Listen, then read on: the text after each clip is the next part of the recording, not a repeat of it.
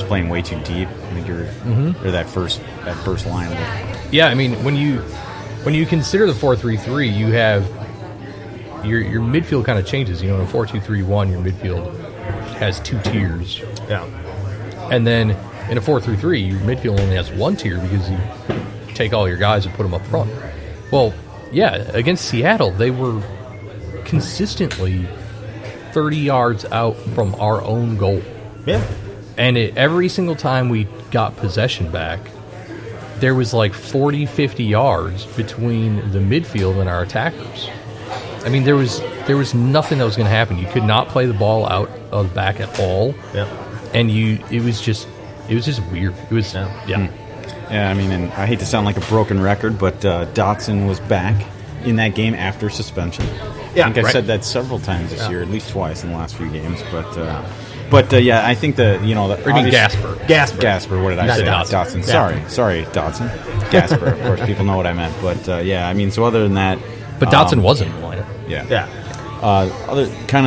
One of the subplots going into that was, of course, Ozzie Alonso's return to Seattle, where he'd been for the last. And he received a very warm welcome. He did. He got that. And I will say this about Ozzie. Picture. Yeah, was that after the game? Yeah, they presented him with the kind of like, I think it was their best 11 from their basically existence there at least CenturyLink Field.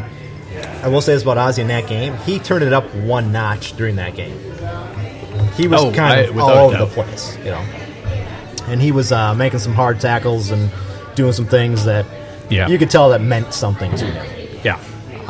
But, again, guys, second place was in our hands. Oh, yeah. And with just a draw. With just a draw. Yeah, and we would have been playing Dallas. Yeah. I think most people would prefer that. Yeah. I mean, I'm pretty sure we talked about it a couple pods ago. Where I mean, as we said, who would you prefer? I think at the time we were in second, and Dallas was in seventh, so that's would have been the matchup. And second. I mean, not just that matchup in the first round of the playoffs. It's the fact that with a win, as the second seed, you're then setting yourself up for another game at home. Right. Yeah. So yeah, it was. You can't. They couldn't just sit down and say, "Oh, we made the playoffs." There's nothing to play for. Far from it. There was a lot to play for. So, during the game, they were doing live updates. Of course, decision day. Right. We were in 5th place for a while, but then our old friend Christian Ramirez saved us twice. Willed his new team, Houston, to a victory over I think playing the Galaxy, right? Right. Correct. Yep. Over the Galaxy. So we end up in 4th place. Right. Which gives us a home playoff game against the Galaxy. And yeah, I mean, like you said, at moments during that game, I mean, I was following on my iPad, but they kept showing it on the broadcast as well. I mean, it could have easily, and was during parts of that game, it could have been an opening playoff match on the road at LA Galaxy for the Loons. Instead, it's at Allianz. And the one thing with this matchup is that, and I guess we'll get into it more maybe, is we've never won in LA against the Galaxy. Yeah. We've never even taken a point. No. So having them come here is better. And their defense has looked horrible. They have. Of course, our offense has not looked great in the last 10 games either. No, it hasn't. So something's got to give. Well, the finishing hasn't looked great. Hmm. So we're playing the Galaxy on Sunday night. Right. And then if we do win that game, we go to LAFC. We go to the bank. And so the road to the Cup for us really goes through Los Angeles. It does. I mean, pretty much. We definitely have the hardest trip to the. Well, yeah. I mean, to be fair, I mean, I think almost any team in the Western Conference could probably say the same thing. Well, I mean, in the several rounds. Well, yeah, but yeah. So my feeling is going into Sunday, I think on some of the websites I've seen we're a 60% favorite to win. Right. For a home team. Yeah, 64, I think. Yeah. The only problem I see is Leighton getting hot. Well, One thing, I think one thing I like is I think it was just a few days ago on Twitter, and I think it was OptaData or OptaJack as they're known on Twitter. You probably know what I'm talking about, Yep. but they actually named their kind of MLS Best 11, based on their statistics and what. I don't think it's MLS official or anything. That won't be decided. No, they're later, not. They're but, based out of the UK. Yeah. But anyways, included in their best 11 was, of course, Zlatan Ibrahimovic. It's forward, but also Michael Boxall was included in that as a center back. So I think that actually sets up for a rather intriguing matchup. This Sunday with Boxall, having to be big against Zlatan. So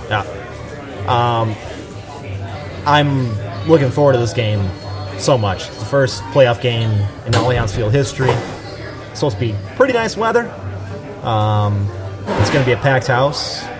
It's going to be loud, and it's going to be fun. And the turf will be interesting. The turf will be interesting. Yes. Which may play in our favor because Zlatan apparently hates bad turf. He does, because last time they were here, remember he kicked the. He picks them up and threw it. He was all mad about it and everything. And so maybe that might be a good thing. We're used to playing on shitty surface, and he hates it. Yeah, it's a new surface at least, but we'll see how the Tommy Johnny's college football game goes the Saturday before. Well, and I hear they're like going to test out some, water soluble paint, which they should. Well, they almost have to with the turnaround You don't need time, that. But. You don't need that football lines in there for that. We've said a lot about this, but we have. The reality is, if we're in our own stadium, on Sunday, and there are football lines, on that field, it's going to be a complete embarrassment. It's going to be, it will be. And if the turf is screwed up because of the football game, and you never know, St. Thomas could be calling Allianz Field home for the foreseeable future as they kind of. They could be potentially shifting out of Division III football into Division I. True. Yeah. I say that kind of jokingly. Yes, I think, in fact, Chris Wright actually shot that. I guess you'd call theory down. I would hope so. He shot that it down. would be actually really logical. It would be. It's the right size, but they'd never let that. United would never let that happen. There's no way. Even this year's game is kind of a pain in the ass for them. Well, and I'm pretty sure they even said this year's game was the only time they do this. Mm-hmm. I could be wrong about that, but I'm pretty sure I read that. It'll just be interesting to see how the field looks. I mean, obviously it's a new service. They, like you said, they ripped it out right after the LAFC game. That being said, though, I mean, even the best of surfaces, you're going to see divots, plenty of them, and you're going to see rough patches of sod, where like you said, the line battles take place, and I mean, exactly, it's going to happen. So they're going to be repairing that all night and all day, I'm assuming. But even a repaired field is less than ideal in most cases. Yeah. So with that said, boys, we have a playoff game coming up this Sunday. We do. I think it's going to be fantastic. Dave will not be there; he'll be in Vegas. Yeah, no, I mean, I've got to get out there to Vegas just to check out the gambling scene and see how much action is going to be spent on the Loons LA Galaxy game. You should. So hopefully I'll make a wager or two. So we'll see. So when we come back from the break, we're going to talk a little bit about some history of soccer in the United States. So, do we want to go over the rookie defender? Oh, quickly, Before we do that? Yeah, quickly and do that. So, MLS came out with their finalists for all the awards today. And Ike Opara is a finalist for Defender of the Year. Yep. Vito is a finalist for Goalkeeper of the Year. Right. And Dotson is a finalist for Rookie of the Year. Right. So, and the finalists, there's three. Those are the finalists. Yep. So, 3 finalists in each category? Yes. Okay. So I would hope that we'd get at least one of those awards in-house. I mean, if you look at it, it's a tough one because there's a lot of good goalkeepers in MLS. Yeah.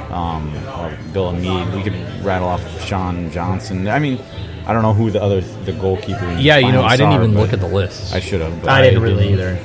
But that's bad on us. Yeah, I saw the. Yeah, we're a fan podcast, so obviously we know who we want to win. But I mean, we want all 3 of them to win. Ike Opara is certainly deserving. Of course, he was an all-star, Opara, right? Yeah. So I mean, he continued the strong form. Although I mean, I think actually in Seattle he kind of had a few early lapses. I mean, but he honestly, I think Seattle, he had some lapses.